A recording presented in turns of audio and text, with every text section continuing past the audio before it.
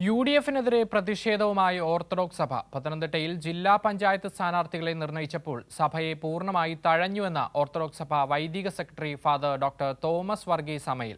സഭയോടുള്ള വിവേചനത്തിൽ വിശ്വാസികൾക്ക് കടുത്ത പ്രതിഷേധമെന്നും അദ്ദേഹം പറഞ്ഞു. ഓർത്തഡോക്സ് സഭ വിശ്വാസികൾ ഏറെയുള്ള ജില്ലയാണ് പത്തനംതിട്ട.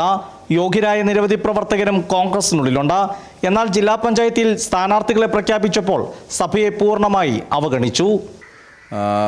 രാഷ്ട്രീയ പാർട്ടികളുടെ അവകാശമായി സ്ഥാനാർത്ഥി നിർണയം നിലനിൽക്കുമ്പോൾ തന്നെ കോൺഗ്രസ് പോലുള്ള ഒരു വലിയ രാഷ്ട്രീയ പാർട്ടിക്ക് ഒരു സാമുദായിക സന്തുലിതാവസ്ഥ പാലിക്കപ്പെടുന്ന ഒരു പാരമ്പര്യമുണ്ട്. അത് അവർ തന്നെ പരസ്യമായിട്ട് പ്രഖ്യാപിച്ചിട്ടുള്ളതാണ്. അങ്ങനെ അത് നിലനിർത്തുമെന്ന്. പക്ഷേ എന്തുകൊണ്ടോ ഈ പ്രാവശ്യത്തെ ജില്ലാ പഞ്ചായത്തിൻ്റെ ആ ഒരു സ്ഥാനാർത്ഥി പരമ്പരയിൽ അങ്ങനെ ഒരു പരിഗണന കാണാത്തതിൻ്റെ ഒരു ഉത്കണ്ഠ സഭയ്ക്കുണ്ട്. സ്ഥാനാർത്ഥി നിർണയത്തിൽ സാമുദായിക പരിഗണന കോൺഗ്രസ് നൽകുമെന്ന് മുമ്പ് പരസ്യമായി പറഞ്ഞിട്ടുണ്ട്. എന്നാൽ ഇത്തവണ അങ്ങനെയുണ്ടായില്ല. പഞ്ചായത്തിൻ്റെ സ്ഥാനാർത്ഥി നിർണയത്തിൽ പ്രത്യേകിച്ച് UDF-ൻ്റെ ഭാഗത്തുള്ള ഒരു സ്ഥാനാർത്ഥി നിർണയം ജില്ലാ പഞ്ചായത്തിലേക്കുള്ളത്